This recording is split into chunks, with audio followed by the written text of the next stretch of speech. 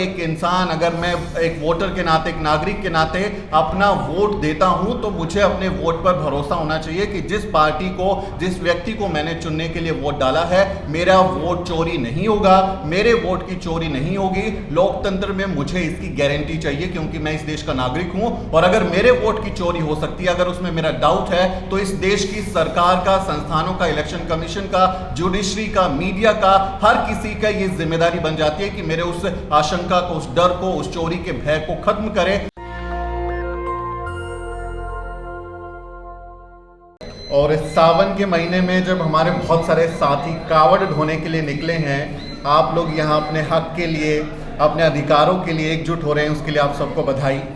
We the people पैगाम और OBC United forum के ये कई सारे कार्यक्रमों में मैं शामिल हुआ हूँ और मुझे बहुत खुशी है कि जो हमारे जो समाज के लोग हैं वो अपनी हकमारी के खिलाफ आवाज़ बुलंद कर रहे हैं और लगातार देश की राजधानी में, संसद के बगल में इतने बड़े बड़े शानदार कार्यक्रम कर रहे हैं, सरकार को सुनाने की कोशिश कर रहे हैं कि जो हकमारी आप कर रहे हैं वो ठीक नहीं है, आप सबको जोड़ने का काम कर रहे हैं। तो आप सब लोग बधाई के पात्र हैं।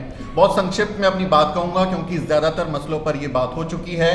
चूँकि एक कवि साहब ईवीएम पर बात कर रहे थे और मैं जब अभी वापस आ रहा था यहाँ इस कार्यक्रम में पहुँचने के लिए, तो हमारी जो एनडीए की उम्मीदवार हैं राष्ट्रपति पद की, द्रौपदी मुर्मू जी, उनके स्वागत के लिए बहुत सारे कार्यक्रम आयोजित किए हैं। बाहर अलग अलग राज्यों की झांकियां लगाई गई हैं और उन्हीं को याद करते हुए जब मैं देखता हूं तो भारत के प्रधानमंत्री नरेंद्र मोदी, गृह मंत्री अमित शाह और तमाम सांसद, विधायक एक बैलेट पेपर से अपना वोट डालते हैं राष्ट्रपति चुनाव में। और हमारा मसला है कि बैलेट पेपर पर ही आप चुनाव कराइए। तो मैं ये कहना चाहूंगा उन लोगों को कि जैसे आपने बैलेट पेपर से राष्ट्रपति का चुनाव किया है, वैसे ही हमारे देश में ज़रूरत है कि हम अभी बैलेट पर ही वापस लौटें, पेपर पर्ची पर ही मुहर लगाकर हम अपना वोट डालें। क्योंकि ईवीएम में तो आप चोरी कर लेते हैं, ईवीएम में गड़बड़ी के तमाम सबूत हैं और वो भरोसे के लायक नहीं हैं।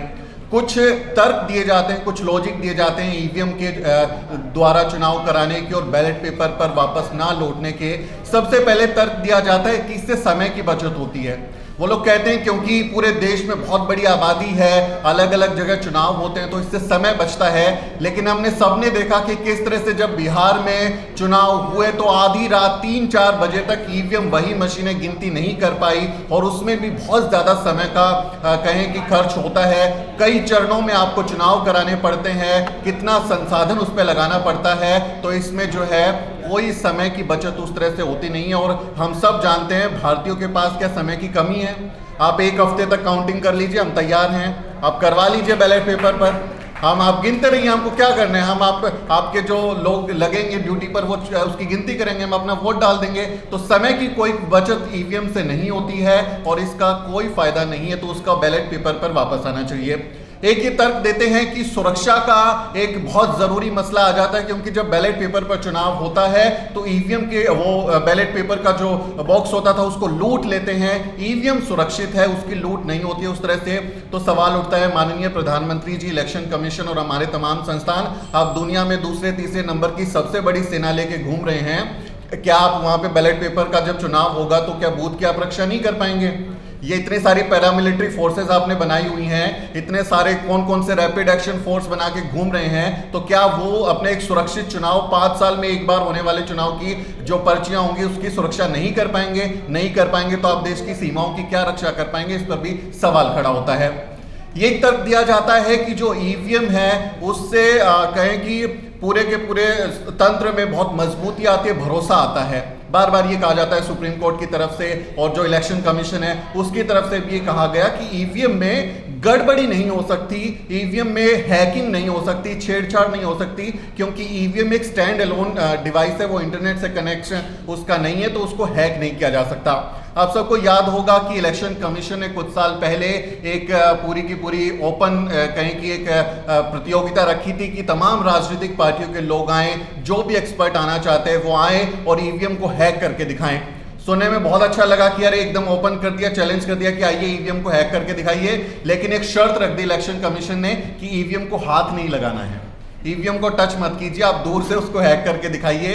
यहां हमको तकनीकी शब्दों के उसके मायने उसको समझने की जरूरत है कि हैक वो चीजें होती हैं जो इंटरनेट या किसी ऐसी वर्चुअल कनेक्शन से जुड़ी होती हैं, उसको किसी दूसरी डिवाइस के मदद से हैक किया जा सकता है। लेकिन जो स्टैंड अलोन डिवाइसेस होती हैं जैसे कि ईवीएम है, उसमें तकनीकी डेटा फीड किया जाता है।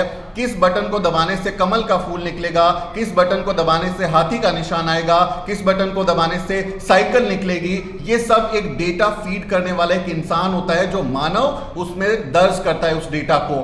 तो जब वो डेटा दर्ज करता है तो बहुत इस बात की गुंजाइश है कि वो डेटा अपने मन मुताबिक भी उसमें दर्ज कर सकता है। और ऐसे तमाम उदाहरण हमारे सामने आए हैं, ऐसी घटनाएं हैं जिससे ये साबित हुआ कि ईवीएम में पर आप बटन किसी का दबाइए, पर्ची किसी एक की निकल रही है, पर्ची किसी और की निकल रही है। ऐसे तमाम उदाहरण हमारे देश में सामने आए हैं। ये भरोसे के लायक नहीं है। और जब ईवीएम को आप इस तरह से कहें कि अपने मन मुताबिक उसको डेटा आंकड़े उसमें दर्ज कर देते हैं, तो हम उसको तकनीकी भाषा में ईवीएम टेम्परिंग कहते हैं। आप ईवीएम हैकिंग बोलें तो पकड़े जाएंगे, वो बोलेंगे कि हैक नहीं हो सकती क्योंकि इंटरनेट से नहीं जुड़ी। लेकिन टेम्परिंग यानी कि छेड़छाड़, अपने मन मुताबिक डेटा डालने का काम ईवीएम में हो सकता है। और ऐसे तमाम आंकड़े, ऐसे तमाम रिसर्च, ऐसी तमाम वीडियो एमपी में वो सबके सामने वीडियो आए थे कि किस तरह से वहां पर ईवीएम का कोई भी बटन जब दबा रहे थे तो पर्ची बीजेपी की निकल रही थी। तो वो भरोसे के लायक उस तरह से नहीं है, उस पर भी काम करना चाहिए, उस पर रोकथाम लगानी चाहिए। ईवीएम को लेकर इतना अगर कहें कि ये बहुत प्रोग्रेसिव आइडिया है, ये कोई नया आइडिया है, तो सवाल उठता है कि दुनिया के सबसे ताकतवर मुल्क जो हैं वो ईवीएम से चुनाव क्यों नहीं कराते।